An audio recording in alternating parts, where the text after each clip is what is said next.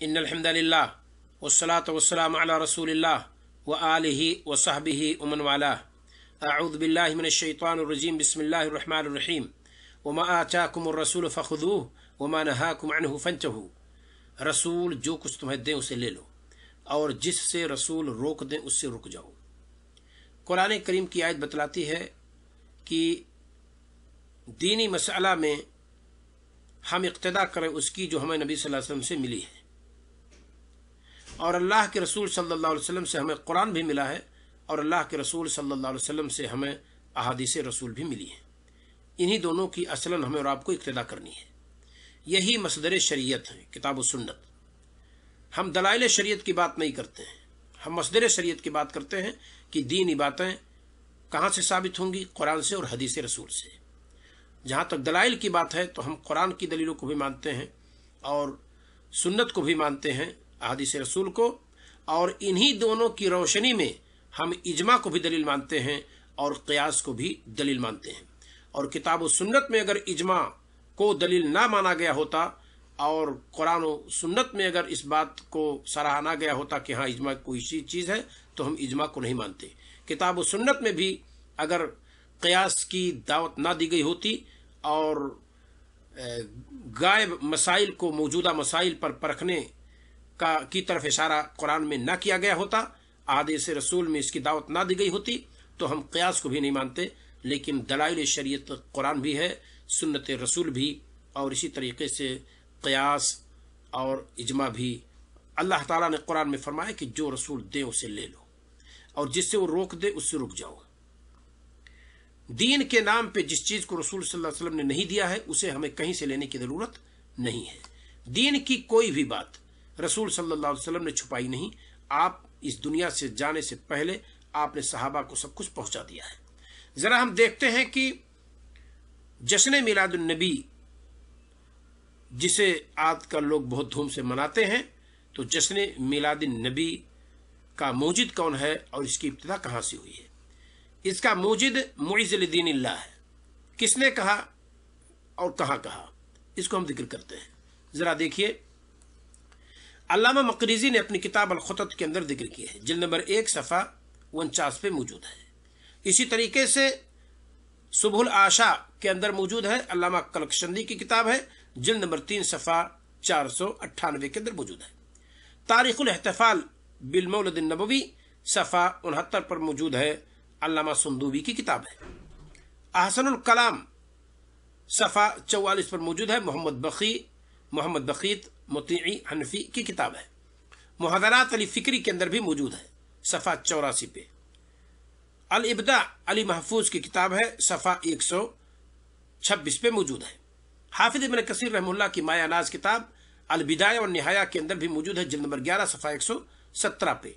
इसी तरीके से अल मुनकरात फिल अक़ाइद वल आमाल, इस किताब के अंदर भी सफ़ा 50 पे मौजूद है। इतने लोगों ने इसका तज़किरा किया, बहुत सारे लोगों ने, सारे लोगों का इस्तियाब व इस्तक़सा करना यहाँ तो मुश्किल है, लेकिन ये चंद उलमा थे जिनका तज़किरा मैंने किया है कि किसने इसकी इब्तिदा की? मुइज़ लिदीनिल्लाह ने। ज़रा तारुफ देख लीजिए मुइज़ लिदीनिल्लाह की, कौन है ये?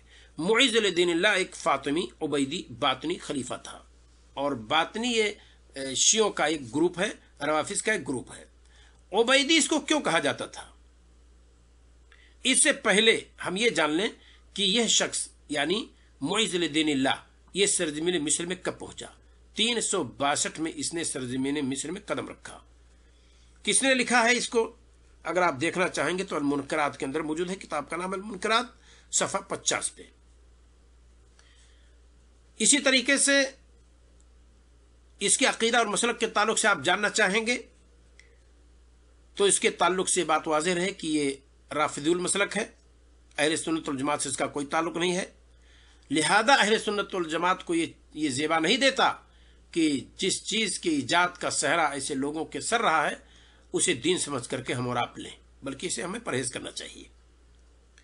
उबैदी इसको क्यों कहा जाता है?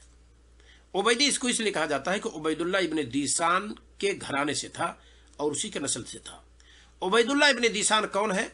अगर आप देखना चाहेंगे तो हाफिज़ इब्न कसीर रहमतुल्लाह की किताब जिसका तज़किरा मैंने किया अल बिदाया व निहाया, जिल्द नंबर 11 सफ़ा 117 पे मौजूद है, اور اسی طریقے سے دوسری کتاب المنکرات فی العقائد والاعمال اس کے اندر بھی موجود ہے، بلکہ علامہ مقریزی کی الخطط کے اندر جلد نمبر 1 صفحہ 48 پہ موجود ہے کہ عبید اللہ ابن دیسان یہ یہودی النسل تھا یا مجوسی تھا، تو ایسے گھرانے سے متعلق تھا معز الدین اللہ، اور اس نے اس کو ایجاد بخشی ہے۔ کچھ باتیں اس تعلق سے میں اور ذکر کرتا ہوں، اس کو بھی غور سے آپ سن لیجئے۔ تاریخی حقائق اگر آپ دیکھنا چاہیں گے تو یہ فاطمی عبیدی خلیفہ معز الدین اللہ نے سرزمین مصر میں اس کو ایجاد بخشی۔ اسے علامہ کلکشندی نے، علامہ سندوبی نے، علامہ بخیت نے اور علامہ مقریزی نے، علی فکری وغیرہ سبھی لوگوں نے ذکر کیا ہے۔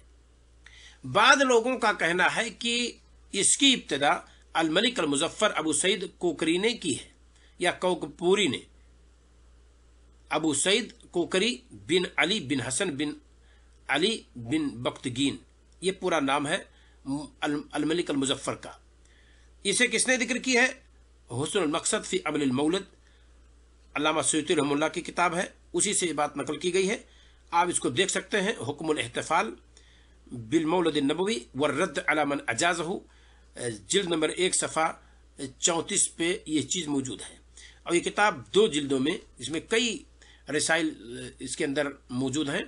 یہ ہے وزارہ شؤون الاسلامیہ بالمملکت العربیہ سعودیہ سے کتاب چھپی ہوئی ہے۔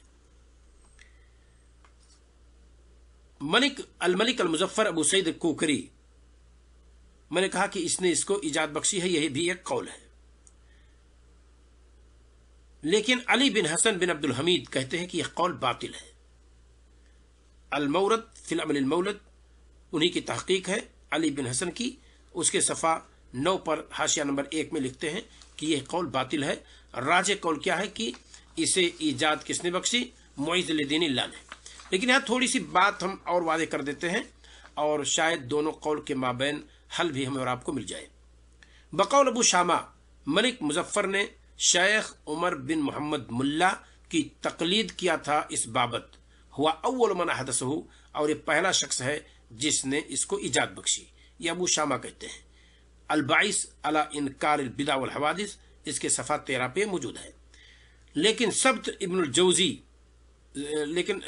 ابو المظفر یوسف جوزی لکھتے ہیں، کہتے ہیں ولا يستبعد ان يكون عمل المولد تسرب الى شیخ عمر الملا من العبیدیین، لیکن اس میں کوئی شک نہیں، ممکن ہے کہ یہ یعنی جشن میلاد النبی کا یہ عمل یہ عبیدیوں سے آیا ہو عمر ملا کی طرف، کیونکہ موصل ان کے زیر حکومت 347 میں آیا، یعنی عبیدی لوگوں نے 347 میں حکومت کی ہے، کہاں؟ موصل میں، سرزمین عراق پہ۔ لیکن یہ بات کسی نے نہیں لکھی ہے کہ عبیدیوں نے شروع سے کام کیا ہے۔ عبیدی خلیفہ معز الدین اللہ کی طرف نسبت کی گئی ہے کہ سرزمین مصر میں اس نے اس کو سب سے پہلے شروع کیا 362 ہجری میں یا اس کے بعد، تو 362 یا اس کے بعد، اور بعد میں جس بادشاہ کا نام موصل میں آتا ہے وہ ابو المظفر کوکری، اس نے